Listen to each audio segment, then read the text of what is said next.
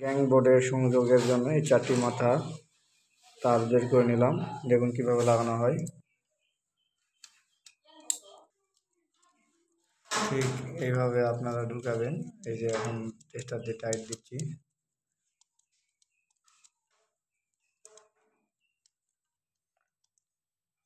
এই যে ঠিক একই নিয়মে আপনারা সংযোগটি করে নেবেন।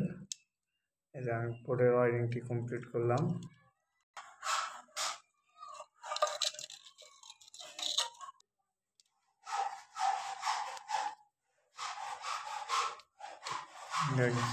চার গ্যাংয়ের হচ্ছে সুইচ এখানে ফিটিং করা হচ্ছে।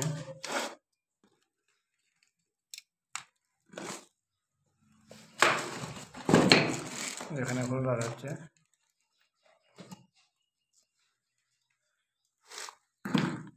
নতুন নতুন এরকম ইলেকট্রিক ভিডিও পেতে আমার চ্যানেলের পাশে থাকুন। ধন্যবাদ সকলকে। আসসালামু আলাইকুম।